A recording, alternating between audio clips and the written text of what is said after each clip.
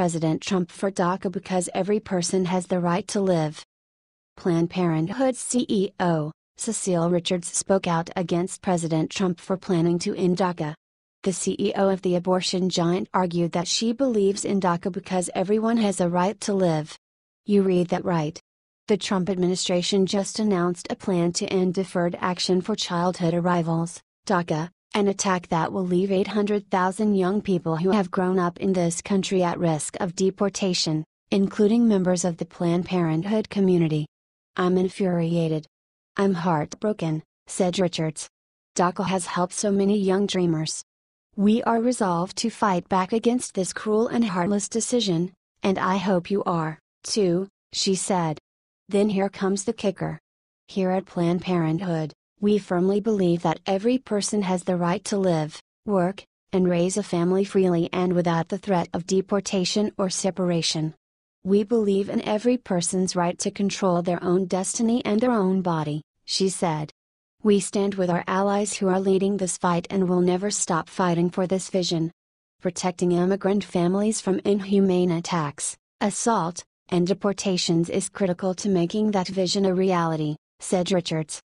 How can she claim that Planned Parenthood supports people's right to live when they stop thousands and thousands of people from starting their lives?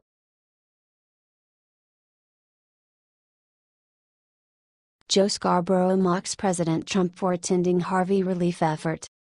President Trump went to visit the victims of the Harvey hurricane. But according to MSNBC's Joe Scarborough and his panelists, Trump's attempt to help people is hilarious. President Trump helped load some supplies into a truck. "Here's your bag of cement," said Scarborough, making a dumb person voice.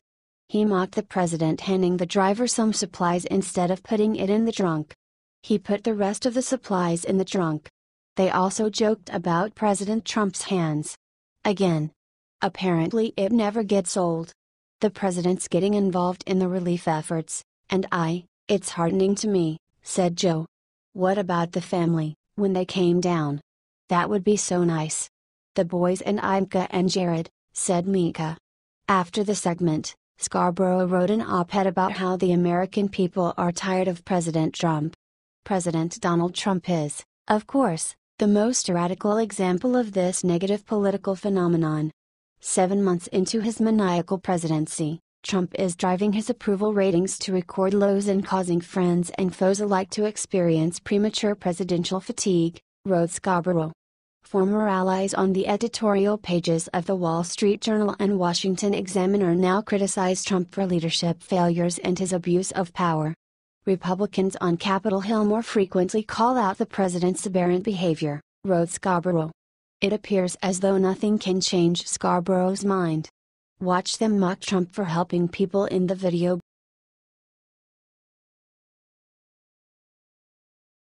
Sarah Huckabee Sanders shuts down Lib reporters having meltdown over DACA ending. Liberals seem to still have a hard time understanding why Republican President Donald Trump would want to nullify some of Democratic ex-President Barack Obama's more extreme overreaches of executive power, such as DACA. Following Attorney Jeff Sessions' announcement that DACA had been rescinded with a 6-month delay, White House Press Secretary Sarah Huckabee Sanders held a press briefing from liberal reporters, who were clearly in panic mode. Asked CNN's Jim Acosta, who looked on the verge of a meltdown, why did the president not come out and make this announcement himself today? Why did he leave it to his attorney general? It's his decision. These kids, their lives are on the line because of what he's doing? MSNBC's Kristen Welker followed that up with, the president vowed to treat dreamers with, quote, great heart. How is this move treating them with great heart? She added, the president's decision where all this stems from. Dreamers, supporters of dreamers say this is cold-hearted. You're leaving the future of 800,000 people uncertain, up in the air. What's your message to them? Sanders silenced them with a perfect rational answer, stating, it's not cold-hearted for the president to uphold the law. We are a nation of law and order. And the day that we start to ignore the fact that we are that, we throw away everything that gives these people a reason to want to come to our country. Are you glad Sarah set them straight? Watch below.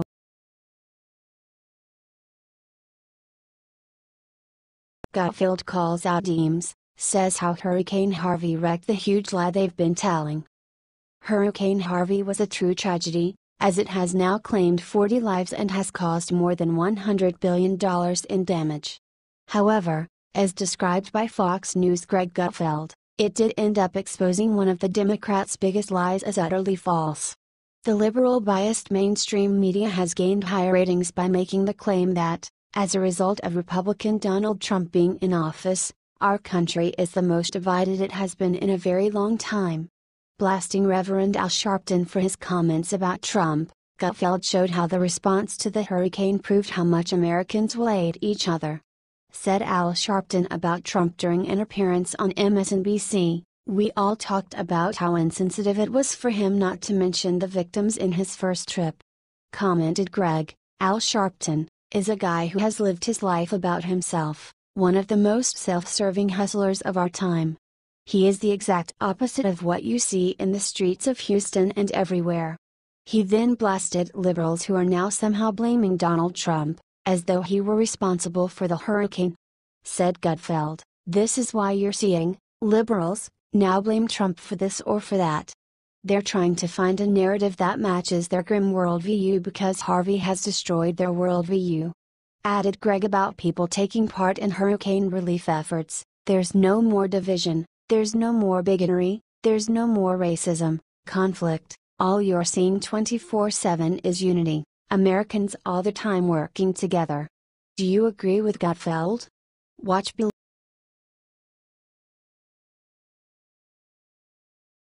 Sheriff Clark just announced his brand new job. It's great for Trump. David Clark, who formerly served as sheriff of Milwaukee County, Wisconsin, surprised many when he abruptly resigned from his position. Many suspected that the reason Clark had suddenly stepped down was because he had been offered a position in the administration of President Donald Trump. Clark's name had been floated previously for an open position within the Department of Homeland Security and other jobs, and it was widely reported that Clark would take such a job if offered. It turns out that David Clark will not be joining Trump's team as part of his White House administration, but he will be directly working to help the president from the outside. Clark just announced that he has just taken a position with a pro-Trump super PAC as an advisor and spokesman. Said the press release about Clark's new work with America First Action, "David Clark is an American patriot, and we are very proud to welcome him to America First."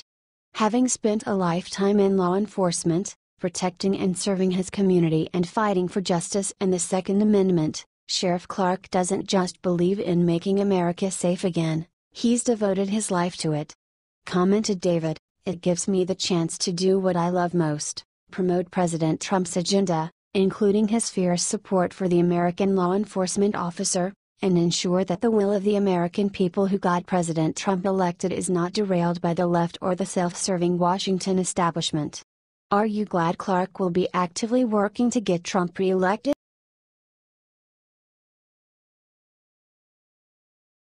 Mexican president slams President Trump for trying to stop minorities from taking over USA. Former Mexican President Vicente Fox attacked President Trump for ending DACA. According to Vicente Fox, minorities are going to take over America. President Trump is ending DACA to stop this, and his attempts are futile. Everything he is saying is wrong. But one wonders, why is Mexico so concerned about us sending their citizens back to them? Trump, you have failed America. Canceling DACA, it is the worst action you have ever done against the ones that cannot defend themselves. This measure is cruel and heartless, worse than any machine. You're canceling the future of 800,000 children and young people, said Fox. Weird, their futures aren't being canceled.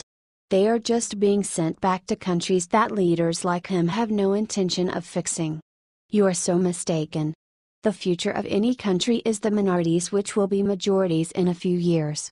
You cannot stop the change, the progress, the future of that great nation, said Vicente. I hope your grandson never be in this terrible situation. The rest of the world, they are welcoming immigrants, but Trump keeps talking about walls. He is too stupid to realize that one day the minority will become the majority, Fox said, according to the Examiner. There are plenty of other countries that have walls. He continued his tirade on Twitter. At Real Donald Trump, minorities will soon be the majority, and remember, we're stronger together. Get it? You can't trump the dream, he tweeted.